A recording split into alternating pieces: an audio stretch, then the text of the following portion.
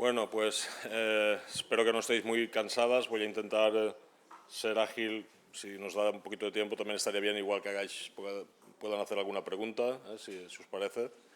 Y en esta parte, un poquito más larga, lo que os voy a hablar es pues, un poquito de las barreras y fortalezas que encontramos en el sistema educativo, sobre todo en el tema de las valoraciones externas, que eso sí que os llega y quizás os interese.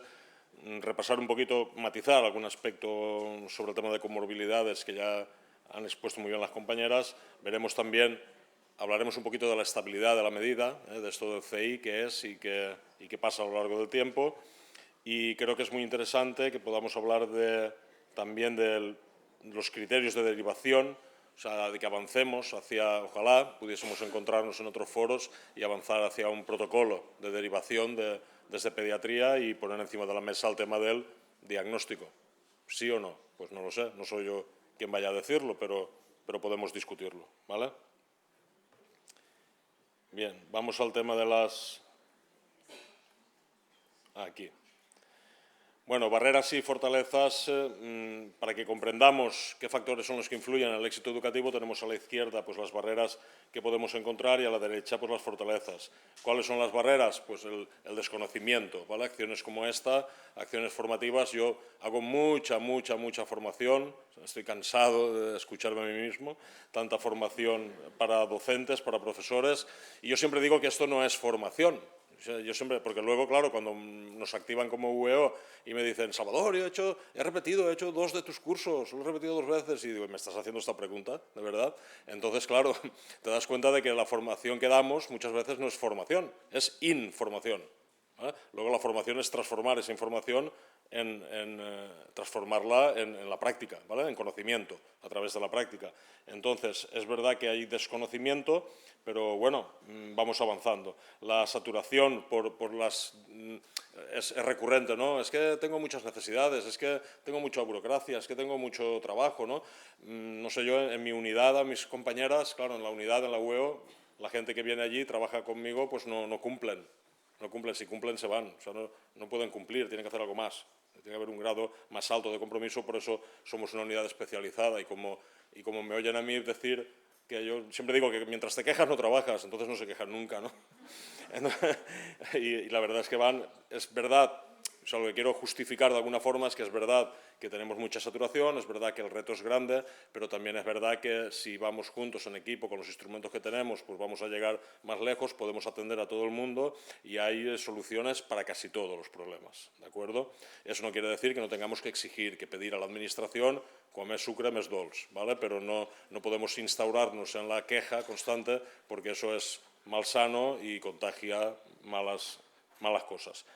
Los recursos, pues es una barrera porque pues ahí estamos mejorando y es una barrera, aunque tengamos muchos, pues no siempre son los que queremos, ¿no? Los que necesitamos.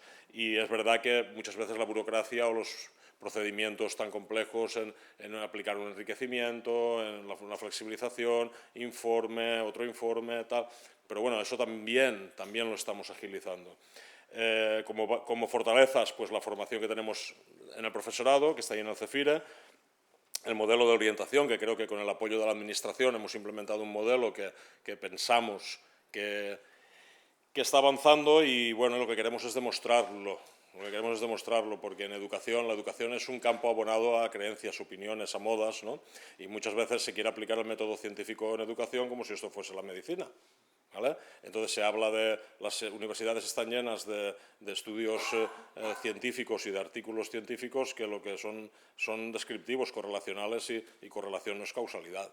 Entonces lo que queremos hacer es que en educación, sin ser un laboratorio y sin poder replicar el método científico, porque sería un error, porque es un piano con muchas más teclas que pueda tener un caso médico, ¿no? Que a veces es más fácil aunque bueno, también sabemos que en medicina pues también hay muchas variables que no apresamos. Pero ¿qué quiero decir con eso? Que si somos capaces, estamos ahora en un proyecto a ver si suena la campana de la Dirección General de Ciencia e Investigación, en el diseño de una calculadora del tamaño del efecto.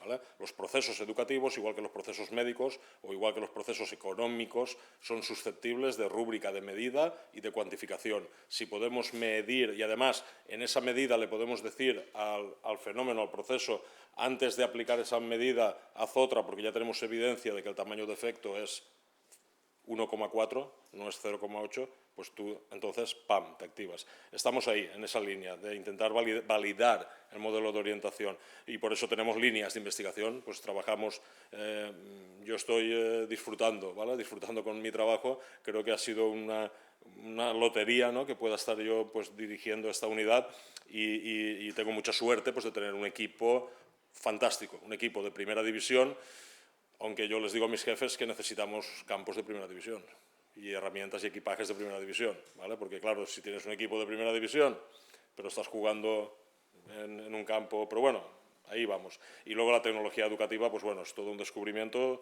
ya estaba ahí, o sea, no es nada nuevo, y las herramientas digitales pues nos ayudan. No es aprender de la tecnología, ni aprender con la tecnología, ni sustituir nada con la tecnología, es aprender gracias a la tecnología, ¿de acuerdo?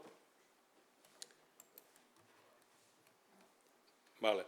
En ese abordaje global, muchas veces, bueno, ya lo he dicho, el trabajo en equipo, aquí necesitamos a toda la tribu, ¿vale? Todos los agentes cuentan a la hora de valorar, de intervenir, la familia, agentes externos, vosotros, los agentes sociosanitarios, y esta responsabilidad es compartida a la hora de visibilizar las altas capacidades y yo siempre digo que educar en democracia no es educar a todos igual, ¿vale? Eso puede ser igualitario, no sería equitativo.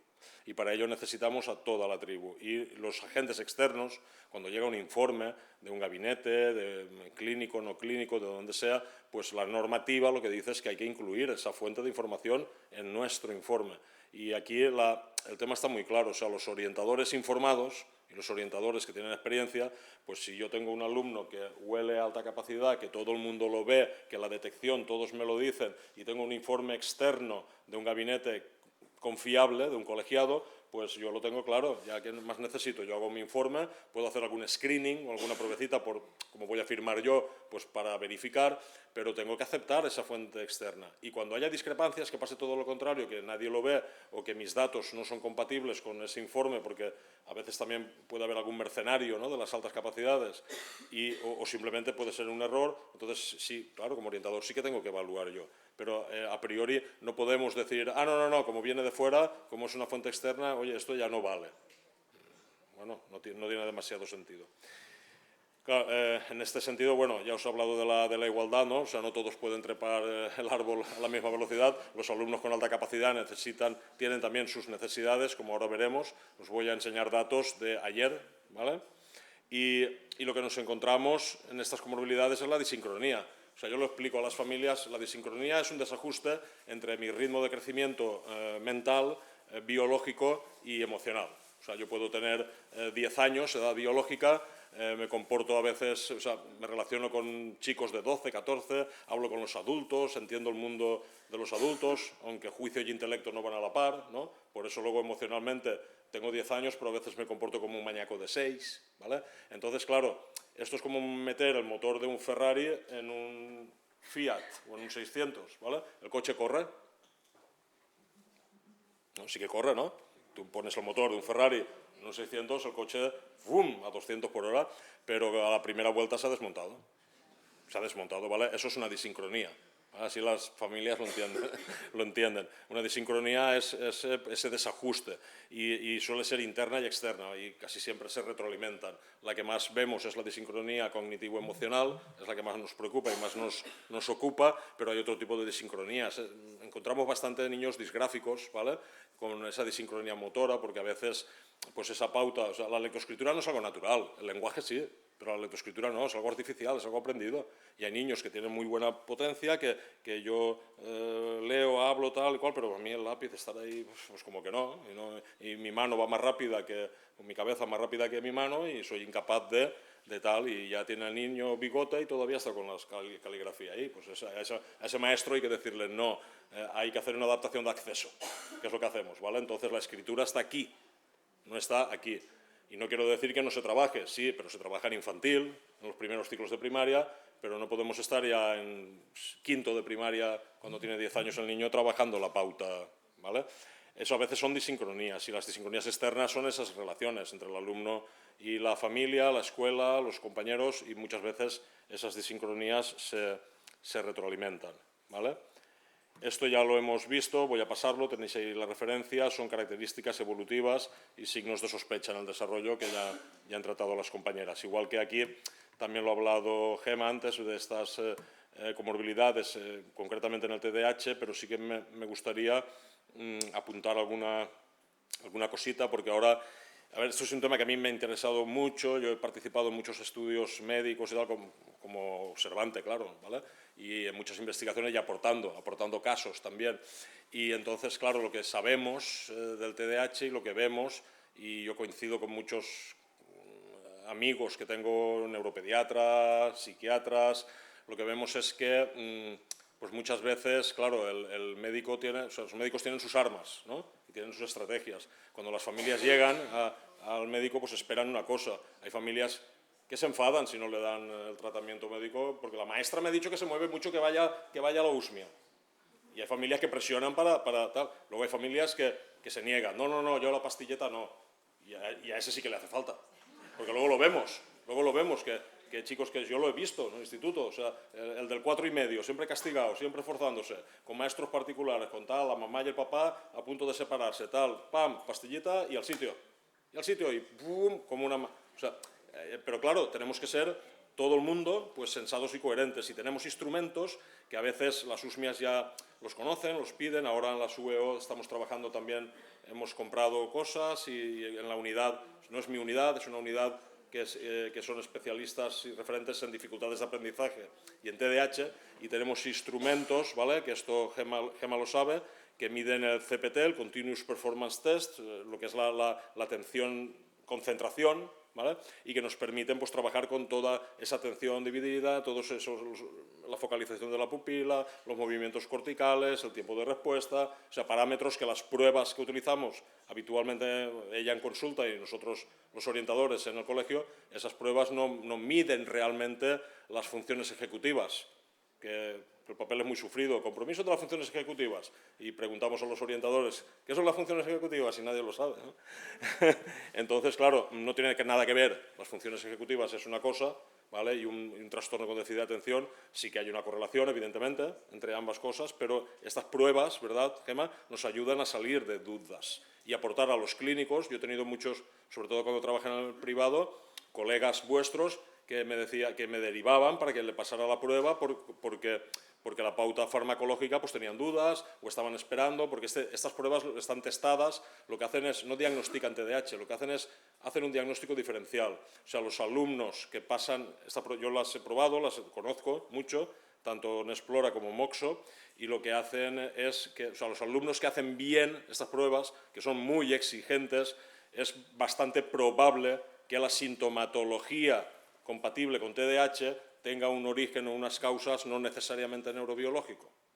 Entonces vosotros, los clínicos, eso te da mucha información a la hora de dar una pauta. Y en la respuesta educativa también, porque en la respuesta educativa el ver perfiles, y con distractores o sin distractores, estímulos auditivos visuales, tú ves ahí diferencias y eso te permite ajustar la respuesta, ¿vale? Pero eso lo hacen los equipos que colaboran y lo hacen los orientadores informados, y esto las familias pues les ayuda mucho, ¿de acuerdo? Entonces no se trata, nosotros afortunadamente no diagnosticamos, los orientadores, ¿vale? Tampoco nos hace falta un diagnóstico para poner en marcha una respuesta educativa. Tampoco tenemos por qué decirle al pediatra qué es lo que tiene que hacer, o al médico, ¿vale? Y tampoco deberían los médicos decirnos a los educadores hay que ponerle un PT. No, perdona. Cada uno, ¿vale? Entonces, lo que quiero deciros es que tenemos instrumentos, y estos foros son, a mí me encanta esto, porque pienso que es un paso necesario, estamos condenados a entendernos, ¿vale?, y a dar lo mejor tanto del sistema sanitario como educativo, porque tenemos buenos instrumentos y al final el objetivo es común, que es ayudar a las personas, ¿de acuerdo? Y cada uno pues en su campo, ya está, y no pasa nada. Vale, eso lo hemos visto también, en lo del bajo rendimiento lo paso, sabemos que hay características que que se confunden, que se enmascaran muchas veces, ¿vale? Es curioso, bueno, esta diapo es antigua, Asperger ahora es TEA grado 1, ¿vale? Con el DSM-5, pero lo que conocíamos como Asperger, el autismo inteligente, ¿no? O el TEA grado 1, y sí que es verdad que en infantil me he encontrado, sobre todo en la clínica, cuando hacía clínica, a niños que llegan con el diagnóstico de Asperger y luego, con el tiempo y observando y valorando tal, otro neuropediatra pues concluye que no es Asperger. Porque esas características son... o sea, el que tenga un lenguaje de un niño mayor, o un lenguaje pedante, o que responda a las rutinas, o ciertos intereses, o un humor atípico, o expresiones incluso, ¿vale? O esa disincronía social, esas manías, esa manera de ser y de estar, y en edades tan... Claro, ya poner la etiqueta de TEA grado 1, pues tienes que estar muy seguro, tiene que tener muchos indicadores. Luego, a veces, esto enmascara el talento y la alta capacidad es lo que predomina, y no hay signos evidenciables de TEA grado 1. Y luego, otras veces, son comórbidas, ¿vale? Y hablamos de esa doble excepcionalidad, ¿de acuerdo? Esta tabla, la presentación la tendréis, supongo, o sea, se puede pasar, no hay ningún problema. Y esta tabla a mí me ha ayudado siempre mucho, y a algunos amigos que tengo que son médicos, pues me la han pedido algunas veces, porque aquí tenemos una serie de rasgos clínicos, estos de Saint Gifted, ¿vale?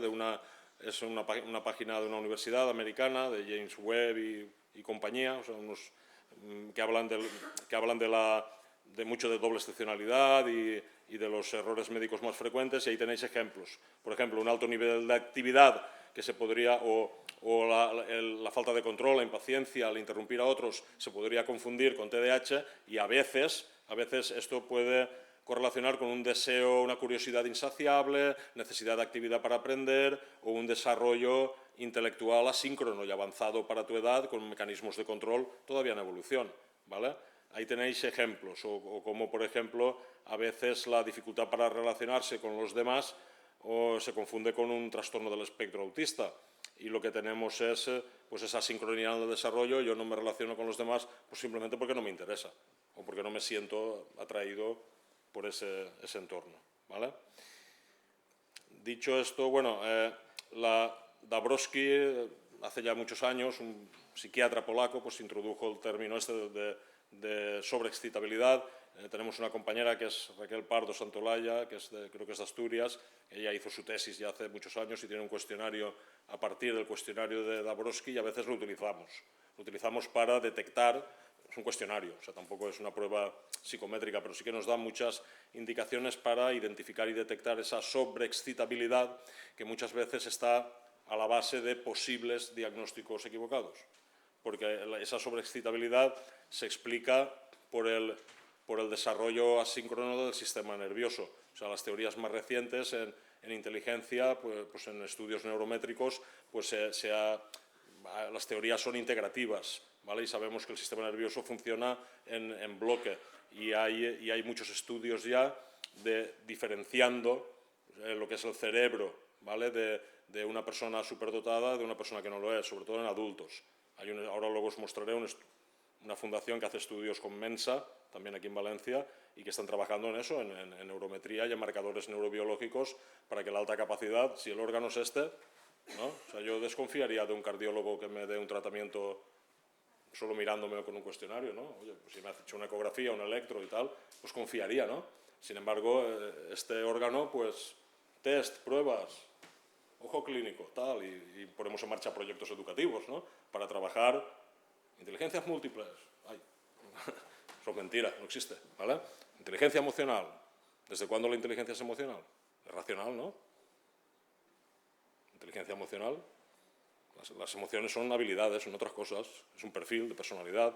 ¿Tiene que ver con la inteligencia? Claro. ¿Por qué? Porque la inteligencia es el factor general, el sol, el centro, es lo que controla todo el resto de capacidades y habilidades. Pero claro, la neurometría, la investigación va en esa línea. Si no, lo que vamos a hacer es... Pero bueno, esto tampoco tiene demasiadas implicaciones en educación, porque al final en educación todo cabe, pero sí en la parte diagnóstica. Por eso me refería a la importancia de tener instrumentos para hablar de sobreexcitabilidad y no necesariamente esa disincronía. Afortunadamente, la mayoría de las disincronías no son patológicas. ¿vale? No tienen por qué ser, pero algunas sí, muchas veces encontramos. Pero bueno, luego podéis hacer preguntas, podemos discutir, no tenéis por qué estar de acuerdo conmigo. Yo intento que todo lo que digo está basado en evidencia y en estudios, intento no opinar demasiado, ¿vale? Pero se me puede escapar alguna cosa. El Weissler, que ya lo he nombrado antes, que además es un instrumento maravilloso. O sea, es verdad que ahora estamos utilizando más el Bass 2 y el Bass 3. Me gusta más porque, además de que al mismo precio tienes un espectro más amplio de edad, ¿vale? Entonces es caro, igual que el Whisk, pero tienes infantil y por arriba también, y tiene una parte de aritmética y ortografía, una parte también curricular. Luego el modelo, la teoría es diferente. O sea, el Weissler se basa en una teoría jerárquica de comparación de muestras, y el Bass 3, que lo tiene, claro que no lo comercializa, o sea, el Bass 3... Esto también a veces son peleas editoriales. O sea, el Whisk salió de TEA Ediciones, está en Pearson, y ahora el Bass 3 lo lleva, creo que TEA Ediciones tiene, Junti también. Bueno, pero es una muestra europea y está actualizado y responde a la teoría RTI, de respuesta al ítem. Entonces, el clínico o el que tenga experiencia, tú puedes decidir en qué punto empiezas, en qué punto terminas, puedes añadir criterios diagnósticos, o sea, puedes interactuar con los ítems, tiene más margen de maniobra que el Weissler. ¿Vale? Bueno, pero en cualquier caso, a ver, el Whisk 5, yo habré pasado centenares de Whisk 5, he leído centenares de Whisk 5 y sigo teniendo el manual al lado y aprendiendo del Weissler. Sigo aprendiendo, ¿vale? Nos describe muy bien todas estas comorbilidades. Aquí vemos un perfil típico de alta capacidad, pero vemos que no es homogéneo, ¿verdad? Porque en este caso, pues bueno, la comprensión verbal, la parte verbal es muy alta, pero hay alguna laguna en visoespacial, pero siempre son perfiles por arriba de la media, casi siempre. A veces pasa lo de la velocidad de procesamiento, que está muy abajo, ¿no? O la memoria de trabajo. Pero aunque esté abajo, son percentiles de 30, 40, 50, que tampoco son percentiles malos. Pero eso invalida, en alguna forma, ¿no?, la interpretación de la prueba general, porque tienes una parte muy alta, una parte sobre todo de inteligencia cristalizada, cultural, de aprendizaje, y una parte de inteligencia fluida, genética y de competencia cognitiva más baja. Las dos están por arriba, pero hay diferencias significativas. ¿Qué hay que hacer? Interpretarlo y utilizar los análisis secundarios, ¿vale? Porque no necesariamente, o sea, los perfiles casi siempre son heterogéneos. Es muy difícil encontrar un perfil muy homogéneo. Y en ese sentido, las puntuaciones secundarias, los índices secundarios, pues son, ahí no lo veréis, pero son los que nos dan pues más información muchas veces, más homogénea que los perfiles primarios. Por eso hay que ver la alta capacidad. Al final, la alta capacidad no es el resultado de un test. El Whisk es necesario, pero no es suficiente, ¿vale? Luego sabemos que la genética y el nivel socioeconómico son los principales predictores de la estabilidad en el rendimiento cognitivo. Eso está estudiado, ¿vale? Esto tenéis aquí abajo. Lo que pasa es que esto es un estudio, el último metaanálisis que ha hecho Roberto Colom, ¿vale?, del desarrollo y los cambios que se producen en las altas capacidades, y vemos también que los factores ambientales pues tienen una influencia sobre la inteligencia limitada. Los factores ambientales, esto es como la estatura. Si yo voy a medir 2 metros, mediré 2 metros. Por mucho que me entrene y por mucho que me estiren, no llegaré a 2,10 metros. Y en un ambiente muy deprimido, con problemas de alimentación, tal y cual, pues igual no llego a los 2 metros, pero tampoco me quedaré en 1,70 m. Porque mis endofenotipos, ¿no?, pues marcan que yo voy a tener esa altura. Con la inteligencia pues pasa algo parecido. Entonces sí que sabemos que la edad de identificación es clave, sabemos que hay cierta estabilidad de la medida a lo largo de la vida, pero sabemos que las precocidades intelectuales tampoco son, como ha dicho Gemma antes, luego muchas veces se estabilizan. Entonces, salvo los casos más extremos. O sea, cuanto más alto es el CI, más estable es. Pero esas precocidades que están ahí en percentiles, que son altos, pero no mucho, puede ser que luego en la adolescencia, por eso la recomendación de los estudios es que las evaluaciones tienen que ser una cada etapa. Eso lo tenéis que saberlo. Tienen derecho los niños. Evaluación en infantil, en primaria otra y en secundaria otra. Sobre todo en las transiciones, ¿vale? Sobre todo en las transiciones, pues habría que... Me están llamando, quiero cerrar esto. Me he puesto el crono. Entonces tenemos que saber que es necesario el retest, ¿vale?, que es necesario reevaluar, porque en la adolescencia es cuando podemos hablar ya con más seguridad de un perfil de alta capacidad. Nosotros hablamos de espectro, de alta capacidad. Es lo que nos dicen la gente que sabe. La literatura, aquí en España, la mayoría de comunidades y la literatura en general, pues desde que Castelló presentó la superdotación a examen en el Congreso en el 2022, pues se habla de talentos, precocidades, superdotación, tal. Desde un punto de vista neurocientífico, integrador y de factor G, no tiene ningún sentido hablar. O sea, a mí me cuesta mucho creer, pensad en un genio para la música, o un talento musical, pero un talento de verdad, que aquí Valencia es cuna de talentos musicales, ¿verdad? Hay una epigenética ahí también, vale. Ese talento musical, esa persona que impregna tanto en la música y que toca solo instrumentos, que no saben hacer con él, que no le hace falta aprender solfeo, que su vida es la música, ¿creéis que solo va a impregnar potencialidad en ese área? A mí me cuesta mucho creer, o sea, lo que dicen los estudios es que no. Seguramente una persona con un talento simple va a tener marcadores también de potencia en otras áreas, pero igual son áreas que no le interesan o que por tradición familiar se ha dedicado más a eso, o a lo mejor, pero claro, saberlo es interesante, porque muchas veces, claro, como sus padres son músicos, la música, y lo que está haciendo es aborrecer la música. Y sí, tiene un talento musical, porque le viene de genética, pero también tiene un talento científico. Oye, evalúalo y a lo mejor es más feliz siendo mecánico que tocando el violín. ¿Vale? Entonces, por eso es importante la evaluación y la identificación tanto de los clínicos, de los agentes externos, como del propio sistema. ¿Vale? Bueno, y aquí tenéis si queréis saber qué es la inteligencia, es lo que dice este libro. Ya está. ¿Por qué? Porque es el metaanálisis y el compendio de metaanálisis y de estudios más completo en estos momentos que hay en el mundo. Y en estos momentos sabemos qué es la inteligencia, pero esto pasa como en medicina, en ciencias, lo sabemos ahora.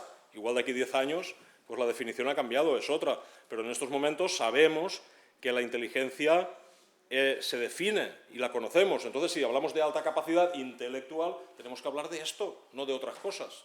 ¿Vale? Entonces, ya os lo he dicho antes, es una habilidad, es una capacidad general que nos permite pues, razonar, aprender sobre problemas, adaptarnos y se sustenta pues, en procesos cognitivos básicos que son los que define Wechsler, los que están ahí, ¿vale? Velocidad de procesamiento, el control ejecutivo, el función eficiente de esas redes en ese modelo de integración de la encrucijada frontotemporoparietal. Bueno, hay diferentes modelos integradores que se estudian en neurometría y sabemos que eso tiene una alta estabilidad, un gran poder descriptivo y un gran poder también predictivo en el ámbito académico, profesional y funcional en general.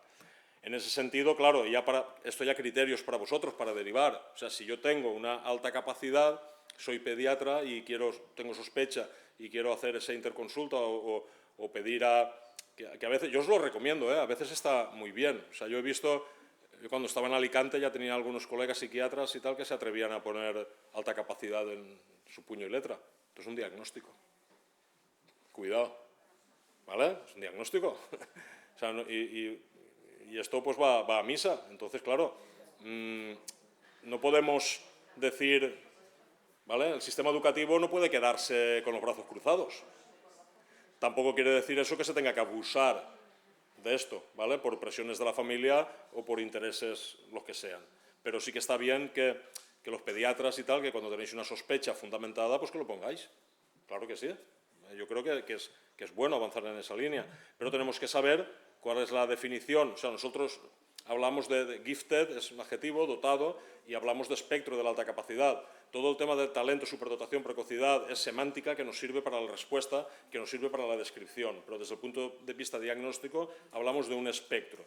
De un espectro y en el que la persona va a presentar habilidades y potencialidades elevadas en uno o más dominios.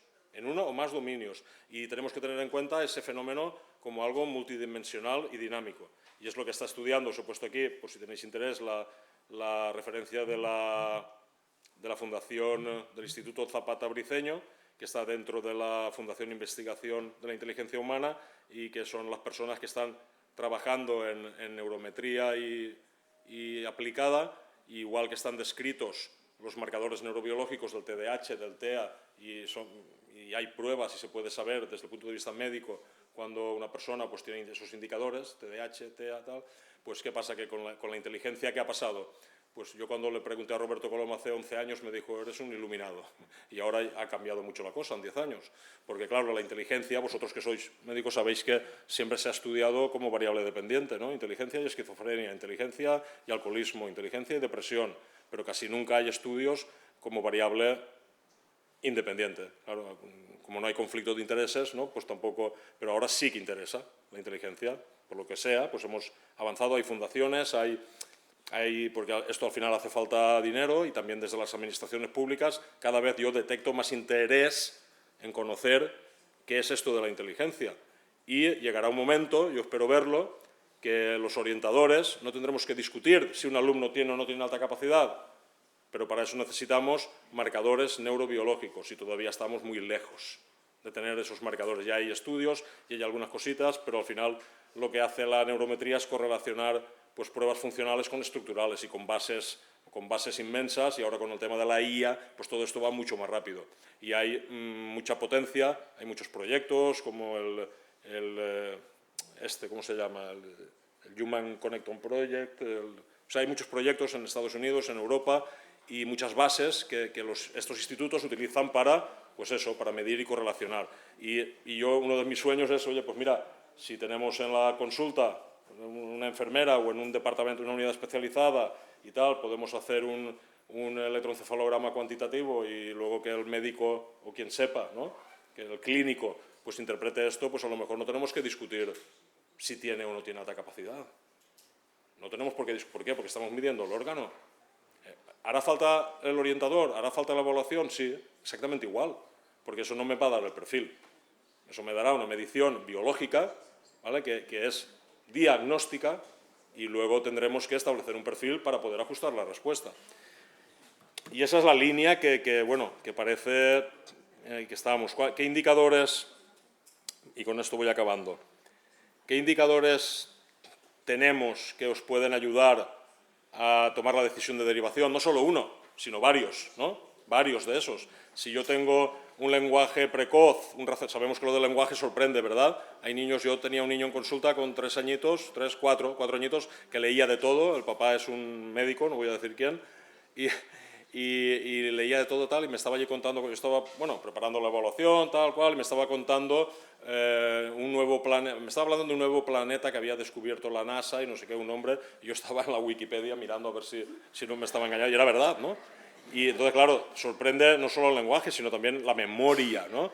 Y ese aprendizaje rápido. Si tenéis eso, encima veis que hay un desajuste académico, puede haber un rendimiento muy alto, pero puede haber aburrimiento. Yo tengo alumnos de altas capacidades que están repitiendo curso, y personas que están fuera del sistema, y adultos también, adultos. Ahora estamos con las universidades, estamos con los adultos. Yo hice una evaluación a distancia de una persona adulta hace unos años porque ella se empeñó y quería, y hoy en día se puede hacer eso. Hay instrumentos online que puedes validar bastantes cosas, y ella tenía curiosidad, y bueno, y yo le preguntaba a una persona de la otra punta de España, Elisa, y ella, una persona de 30 y pico años que se había hecho millonaria, se había arruinado, había estudiado no sé cuántas carreras, músico, había vuelto a casa, estaba en casa con sus padres porque necesitaba estar en casa y no hacer nada y desconectar del mundo, quería estar en casa. Había tenido experiencias pues, a un lado de la calle, al otro, o sea, una vida con 30 años como si tuviese 80, ¿vale? Y estaba cansada, estaba agotada y estaba allí en su casa, y yo le digo, estábamos haciendo la evaluación, claro, se disparaba en todo, todos los retos, todas las pruebas que yo le planteaba, que hay muchos instrumentos online que se puede hacer bien, pum, pum, pum, pum, se disparaba. Y yo le digo, si yo tuviese una varita mágica, Elisa, y te pudiese dar un deseo, ¿qué me pedirías? Y se quedó mirándome y dice, abrir la ventana, coger mi capa y salir volando. O sea, esa frase me marcó, porque es lo que vemos luego con las personas, con una disincronía, con las adolescentes en los institutos que están necesitando volar, necesitan trascender, necesitan salir, coger su capa y ser visibles, ¿vale? Entonces, estos indicadores, por favor, derivad cuando tengáis sospechas, esto está para eso, ¿vale? Y llamadnos, escribidme, ¿vale? Si queréis, compartamos las cosas y no tengáis miedo, porque ¿qué puede pasar? ¿Que tenemos una sospecha de alta capacidad y luego no se confirma? Pues no se confirma, era una sospecha. Pero ¿y los que se quedan fuera? ¿Y ese sufrimiento? Entonces, cuando tengáis ese malestar emocional, esas dificultades adaptativas, factores de riesgo añadidos a nivel familiar, antecedentes familiares, ahí está la genética. Cuando tengáis ese posible enmascaramiento, pues por favor, intentadlo. Ahí tenéis también una tabla de riesgos Si tengo problemas de personalidad, eso puede, si la personalidad, que es un gran predictor también y un gran descriptor, estamos trabajando mucho con los perfiles de personalidad, porque hay muchos estudios longitudinales también de cómo va evolucionando la personalidad y va cambiando, no tanto los rasgos a lo mejor más permanentes, pero sí otros, ¿no? Y claro, ahí vemos soledad, aislamiento, negación o la sensibilidad, ¿vale? Esa hipersensibilidad en general ante la vida pues puede crear estrés, tristeza, disincronías, no comprensión del entorno o el perfeccionismo, que a veces ese perfeccionismo va unido a la baja tolerancia a la frustración, y ese perfeccionismo es el que hace que a lo mejor tenga un percentil 37 en la velocidad de procesamiento, porque como quiero hacerlo también, voy despacio, y estas pruebas, el tiempo juega en mi contra. Yo en las pruebas de rendimiento, no en las cognitivas, elimino la parte temporal, porque me gusta saber el techo, hasta dónde llega, y no penalizar por el tiempo, ¿vale? O sea, igual que les damos tiempo a los TDAH para hacer las cosas, pues igual a la alta capacidad habría que darle tiempo, pero para eso haría falta un diagnóstico. Nuestra normativa no lo permite. Y cuidado, porque eso sería también abrir otro melón, ¿vale? Y nada, ya... Diagnóstico clínico, yo creo que sí, que es necesario. ¿Cuándo? Pues cuando hay una disincronía, una ansiedad, una doble, cuando hay cosas que vosotros diagnosticáis, ¿de acuerdo? O un bajo rendimiento inexplicado, que puede tener una somatización o cualquier cosa de las que hemos estado hablando. ¿Cuándo no sería necesario ese diagnóstico? Pues si hay un buen ajuste emocional, un buen rendimiento, si no hay problemas de salud mental, o cuando el centro educativo responde y responde bien. Y yo siempre digo que, se lo digo a los orientadores, claro, que son los que tengo yo ascendencia, no a vosotros, pero yo les digo a los orientadores, cuando hay dudas en el diagnóstico educativo, o sea, en la identificación, no en el diagnóstico, yo siempre les digo que tened en cuenta tres cosas, siempre, la intensidad de los síntomas, la frecuencia y sobre todo la evolución. ¿Qué nos pasa ahora con el proceso que estamos ahora previa escolarización?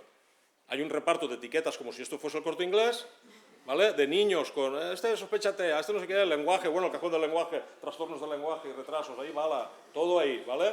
Y luego son niños que estamos en febrero, que cuando el niño llega a septiembre no controlaba esfínteres y ya controla, no caminaba, ya camina, ya no hablaba y ahora ya habla. Entonces, claro, muchas veces el criterio evolutivo hay que respetarlo, ¿vale? A favor del diagnóstico, lo que os he puesto aquí, ¿vale? Tenemos disincronías. Por favor, ponme la foto de... Y... Vale. Mirad, estos son datos de ayer, ¿vale? De la Comunidad Valenciana. A ver. Vale, igual vosotros no lo veis, pero yo os lo cuento, ¿de acuerdo? Esto no os lo puedo pasar, pero sí que os lo puedo enseñar, ¿vale? Tenemos unos casi 8.000, bueno, son 3.500, pero esto es de febrero. A final de curso pasamos de los 8.000. Estos son alumnos que tienen informe de alta capacidad en Itaca. ¿Que habrá falsos positivos? Seguro. ¿Que no están todos los que son? También. Pero ya estamos en ese 1%, hasta el 2%, o sea, ya estamos mucho mejor de lo que dicen. Pero ha sido este año. No es que estén mal los datos que tú tienes, Fernando, es que ha habido, de este año al pasado hemos doblado. Y eso gracias al programa, gracias al esfuerzo de los centros educativos, gracias al esfuerzo de las asociaciones. O sea, esa visibilización hace que haya más detección y más evaluación y más identificación. Pero mirad, datos curiosos. Tenemos un porcentaje hay unos 300 y pico alumnos con TDAH, hay unos 400 con autismo, hay unos 200 con trastornos de la comunicación y del lenguaje, algunos con trastorno mental, 2 con discapacidad intelectual, eso era un error, hay que buscarlos. Bueno, uno no es un error, uno lo conozco. Un niño que por el fenotipo, que por la evolución y por la hermanita y los antecedentes familiares y tal, está en un centro específico. Es un fenotipo de fascitis adenoidea, maloclusiones, masticación, deglución, todo, le cuesta respirar, hablar, vivir, está cansado, y la hermana tiene una discapacidad. Sí que la tiene la hermana, ¿vale? Y ese niño, pues, y la familia totalmente vulnerable, o sea, una familia, pues, un desastre. Y ese niño pues entra a un centro específico, perdón, con una combinada. Dicen, venga, como la hermana está aquí, pues claro, aquí tiene comedor y tiene autobús, pues que vayan juntos, ¿no? Ya está. Lo metemos en el específico y ese niño luego, bueno, pues una combinada, por si acaso, porque no es igual que la hermana. Viene pandemia, ¿dónde se queda? En el específico, porque solo podían estar en una unidad. Y luego, claro, este niño llega llega al cole de primaria, no sé por qué, se produce el cambio de modalidad, entra en primaria, porque alguien se daría cuenta, claro. Entra en primaria, la orientadora me llama un día, Salva, ven aquí, mira qué pruebas, mira qué resultados, mira lo que me está saliendo. No llegaba a las altas capacidades, pero estaba ahí, le daba el poste en casi todo, ¿vale? Y claro, es que le costaba todo. Y digo, este niño con un buen acompañamiento, con una familia estructurada y en un entorno, ¿no? Es un caso claro de altas capacidades, pues ese puede ser que sea ese uno. Puede que todavía tenga el diagnóstico de discapacidad. Claro, nosotros no podemos quitar un diagnóstico de discapacidad. Ya lo tienen, eso tendría que ir otra vez a lo mejor a su neuro o a psiquiatría y tal. O sea que, pero como veis, al final lo interesante de esto es que tenemos de casi 8.000 alumnos, pues un 18 y pico % de comorbilidades, que viene a coincidir con lo que dice la literatura, la hemeroteca, que es que de cada 10 niños evaluados con alta capacidad, 2 pues presentan algún tipo de comorbilidad. Y ahí estáis vosotras para eso. O sea que no es un dato menor, ¿vale? Vuelve a la presentación, por favor, y acabo. Acabo ya con una cita, creo que es la última. Sí. Vale, acabo con esta frase que a mí me impactó y no sé si a vosotros os impactará. Douglas Determan fue, bueno, todavía vive, ¿no? Este hombre es mayor ya, creo que vive todavía. Y fue el presidente de una asociación internacional de estudio de la inteligencia y también el director de la principal revista de inteligencia, ¿vale? De un journal, Intelligence se llama, y es la referente a nivel mundial. Y cuando se jubiló dice, ahora que ya puedo decir lo que pienso, ¿vale? Pues en una conferencia soltó esta frase, que no tiene desperdicio, ¿vale? Siempre tuve el convencimiento de que comprender la inteligencia era más importante que entender el origen del universo, el calentamiento global o curar el cáncer. La inteligencia humana es nuestra principal función adaptativa y solo si logramos optimizarla seremos capaces de salvarnos a nosotros y a los demás seres vivos de la destrucción total. Así de sencillo. Muchas gracias.